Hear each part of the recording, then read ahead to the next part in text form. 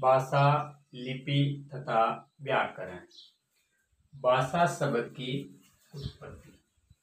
भाषा शब्द संस्कृत की भाष धातु से बना है, जिस भाष धातु का अर्थ है व्यक्ति, वाणी। अब परिभाषा: विचार विनिमय के मौखिक एवं लिखित माध्यम को भाषा कहते हैं। दूसरे शब्दों में हम अपने मन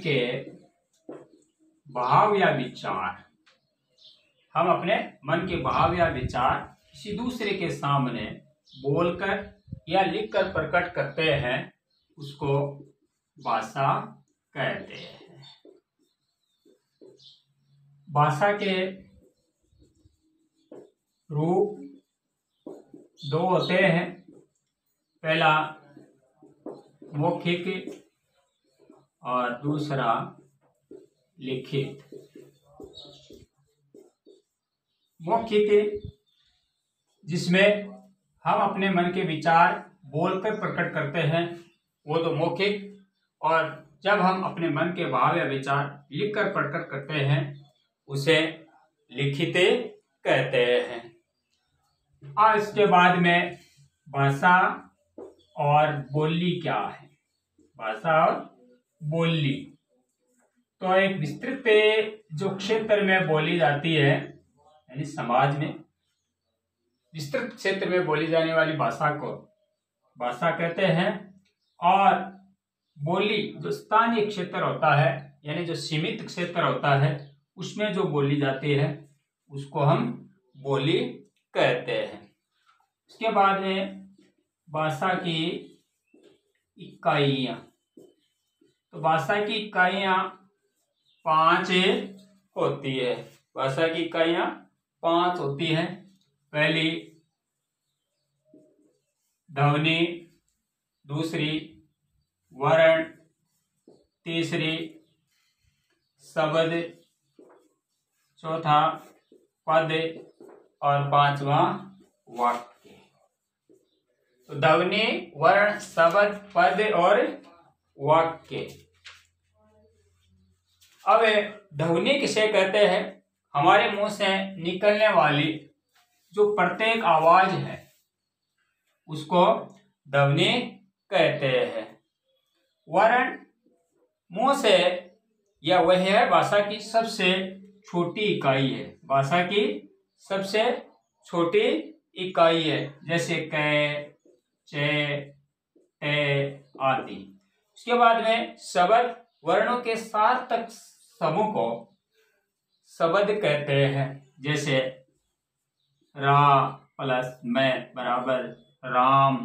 उसके बाद में पद, वाक्य में प्रयुक्त शब्द को पद कहा जाता है। वाक्य में प्रयुक्त शब्द को पद कहा जाता है। उसके बाद में आता है वाक्य। शब्दों के मेल से अब एक पूर्ण विचार प्रकट होता है, तो वह शब्द समूह है, वाक्य कहलाता है।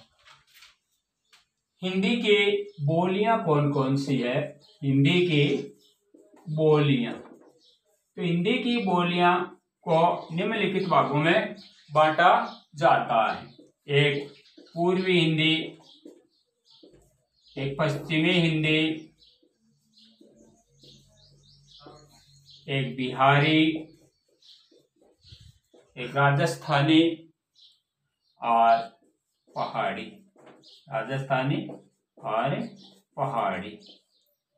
तो सबसे पहले पूर्वी हिंदी में अवधी, बघेली और छत्तीसगढ़ी शामिल है।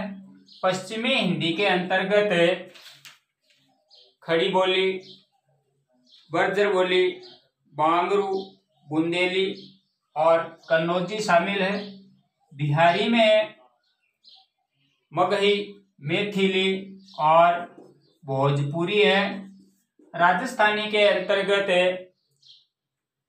मालवी, ढूंढाड़ी, मेवाती और हाड़ौती बोलियां हैं। हाड़ौती।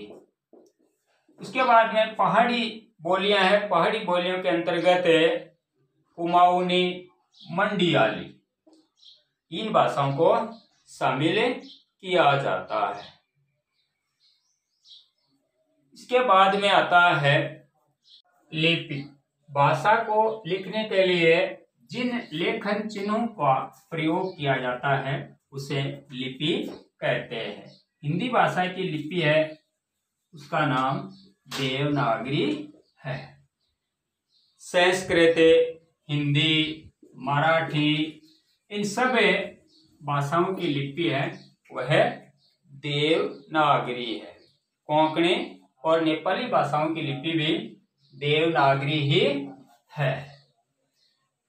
लिपि के बाद में व्याकरण, और व्याकरण में वह ग्रंथ जो हमें हिंदी भाषा को शुद्ध बोलना और लिखना सिखाता है, या फिर ऐसा ग्रंथ जिससे हमें शुद्ध बोलना और शुद्ध लिखने का ज्ञान प्राप्त होता हो उसको हम व्याकरण कहते हैं। जैसे राम खाना खाती है, यह अशुद्ध वाक्य है, और राम खाना खाता है यह शुद्ध वाक्य है। इससे हमें व्याकरण का यानी व्याकरण के चिन्हों का हमें ज्ञान प्राप्त हो रहा है। इसके बाद में आता है व्याकरण के अंग। व्याकरण के अंग है वो 4 होते हैं। एक वर्ण विचार, दूसरा शब्द विचार, तीसरा पद विचार और चौथा वाक्य विचार। इस प्रकार हम भाषा, लिपि और व्याकरण को समझ सकते हैं।